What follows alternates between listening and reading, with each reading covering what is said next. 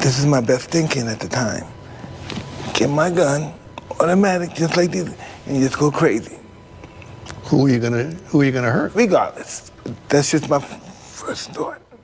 Ladies and gentlemen, welcome to a journey through boxing history, where two larger-than-life figures, Eric Butterbean Esch and Mike Tyson, carved their names into the sport's lore. Butterbean, a heavyweight behemoth with a sledgehammer punch and a showman's flair, stood at 11-0 with 7 knockouts, a fan favorite who brought Toughman chaos to the pro ring. Mike Tyson, the Iron Phenom, embodied speed, precision, and terrifying power, a force who redefined the heavyweight division. Their greatest victories are the stuff of legend, but whose triumphs shine brighter? Today, we'll dissect 2 of each fighter's most iconic wins, breaking down the moments that defined their careers. To answer the ultimate question, who is the greater warrior? Buckle up for a ringside seat to history. Let's start with Eric Butterbean Esch, a man whose larger-than-life persona matched his crushing fists. At 5 feet 11 inches and often tipping the scales at over 300 pounds, Butterbean wasn't your typical boxer. He was a spectacle. Rising from the gritty world of Toughman competitions, where he demolished local brawlers, he brought that same raw energy to professional boxing. His unorthodox style, relentless aggression, and colorful antics made him a cult hero. "I'm here to knock guys out and give the fans a show," Butterbean once said, and he delivered every time. Let's dive into his first iconic victory, a clash against Pat Jackson that showcased his heart and power. The fight was a classic Butterbean affair, high drama, raw chaos. Early on, he struggled to find his rhythm against a game, but overmatched Jackson. "He's not throwing enough punches, moving straight back too much," the commentator noted, frustration evident. Butterbean, known for steamrolling foes, seemed stuck in survival mode. "He's got to fight like he did in the Toughman days. Walk through these guys," the announcer urged. Jackson, visibly exhausted, could barely stand by round 2, his legs wobbling under Butterbean's pressure. "Jackson's done. He's just hanging on," the commentary observed. By round 3, Butterbean found his groove, snapping out a jab that froze Jackson's aggression. "That jab's working now, making Jackson think twice," the announcer said. He began mixing in body shots, though they lacked his usual venom. "He's landing, but he's not hurting Jackson yet. Just piling on volume," the commentator remarked. Then came the turning point. Late in the 3rd round, Butterbean unleashed a booming right hand, the fight's defining blow. Jackson staggered, his eyes glassy, as the crowd roared. "That's the Butterbean we know!" the announcer shouted. The referee, Terry Wood, nearly caught a stray fist trying to separate the fighters. "That's combat pay for the ref right there," the commentary quipped, capturing the chaos.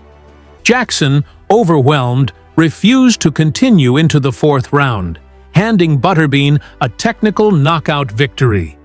The official record marked his 12th pro win, and the crowd erupted for the man in the red, white, and blue trunks, who celebrated with a playful shuffle, his version of the Ali Shuffle. "Butterbean's not just a fighter, he's a show," the announcer declared. This win wasn't just about power, it was about Butterbean's ability to grind through adversity, proving he could overcome a slow start to deliver the spectacle fans craved. Butterbean's second defining triumph came against Tim "Timber" Adams, a bout that showcased his raw knockout prowess. Adams, a sturdy opponent, tried to stand toe-to-toe, a bold but fatal mistake. "Butterbean needs to jab and hook off that jab," the commentator suggested. But the Bean was already in control, stalking Adams with menace. Against the ropes, Adams absorbed a barrage of heavy hands, left hooks to the body, uppercuts to the chin. "He's adding new layers to his game," the announcer noted, marveling at Butterbean's evolving arsenal. Adams, caught in a storm, tried to fire back, but couldn't match the Bean's power. "Timber's in trouble now," the commentary roared, as a crushing right hand sent Adams to one knee in the second round. "Timber goes down," the announcer bellowed, as the crowd exploded. The knockout was pure Butterbean, brutal, efficient, and electrifying. Raising his fist, he soaked in the cheers, adding a theatrical spin for the fans. "People come to see Butterbean do his thing, and he never disappoints," the commentator said. This win solidified his reputation as a knockout artist who could turn any fight into a highlight reel. Butterbean's victories were more than just wins. They were events. His fights drew crowds not for technical brilliance, but for the promise of chaos. "I don't box pretty. I fight to finish," he once said, and his record reflected that. His 77-10-4 career, with 57 knockouts, showed a man who thrived on destruction. But his opponents, often journeymen or regional fighters, raise questions about the quality of his wins. Did Butterbean's triumphs stack up against the elite? To answer that, let's shift to the other side of this debate. Mike Tyson, a fighter whose name is synonymous with heavyweight dominance. Mike Tyson wasn't just a boxer, he was a phenomenon. At 20, he became the youngest heavyweight champion ever, blending blinding speed, devastating power, and a menacing aura. Trained by Cus D'Amato and later Kevin Rooney, Tyson's peekaboo style made him a human wrecking ball. His 50-6 record, with 44 knockouts, tells only half the story. His prime was a reign of terror. Let's revisit his first iconic win, a 1987 clash against former WBC champion Pinklon Thomas, a test of Tyson's rising star power. Thomas, a seasoned veteran, aimed to outbox the young champ, but Tyson had other plans. "He's got to be first with that jab. Keep Thomas guessing," the commentator advised. Tyson obliged, landing a crisp jab that disrupted Thomas's rhythm. "That's the Tyson we know," the announcer roared as a vicious uppercut rocked Thomas in the early rounds. Blood streamed from under Thomas's left eye, a sign of the punishment to come. "It's not a bad cut, but it's a bad sign," the commentary noted.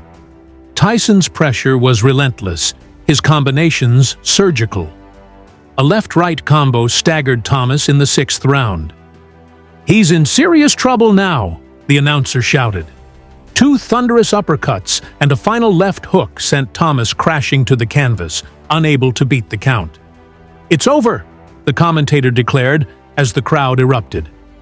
The 6th round knockout was a masterclass in aggression, showcasing Tyson's ability to dismantle a former champion with precision and power. "Thomas never stood a chance," the announcer added, cementing Tyson's reputation as an unstoppable force. Tyson's second defining victory came in 1988 against Larry Holmes, the former heavyweight king who ruled the division for 7 years. At 38, Holmes was past his prime but still dangerous, hoping to outsmart the young lion. This is how a young Holmes would have fought Tyson. On his toes, jabbing, the commentator mused. But Tyson's speed was overwhelming. A massive right hand floored Holmes in the 4th round, his legs betraying him. "He's hurt bad. Legs are gone," the announcer cried. Holmes rose, eyes clear but body failing, as Tyson pounced. "Tyson smells blood," the commentary roared. A left-right combo sent Holmes down again, and a final right hand, a missile, as the announcer called it, ended the fight. Holmes crumpled, his career effectively over. "That was vicious," the commentator exclaimed. The 4th round knockout was a statement. Tyson wasn't just beating legends, he was erasing them. Now, let's weigh these victories. Butterbean's knockouts over Jackson and Adams were electrifying, showcasing his raw power and showmanship. His ability to grind through early struggles and deliver devastating finishes made him a fan favorite. But his opponents were often outclassed, lacking the pedigree of elite heavyweights. His fights were spectacles, built on charisma and chaos, but they rarely tested him against the sport's best. Tyson, on the other hand, faced former champions like Thomas and Holmes, dismantling them with a blend of speed, power, and technical brilliance. His wins weren't just knockouts. They were demolitions of boxing's elite, proving his dominance against top-tier competition. Butterbean's legacy is one of entertainment. His 57 career knockouts thrilled audiences, but his fights often felt like exhibitions, with opponents unable to match his size or power. Tyson's prime, however, was a reign of terror, with 44 knockouts against some of the division's toughest names. His victories carried weight because they redefined what a heavyweight could be: fast, ferocious, and untouchable. But Tyson's later career, marred by losses and controversy, raises questions about his longevity compared to Butterbean's consistent fan appeal.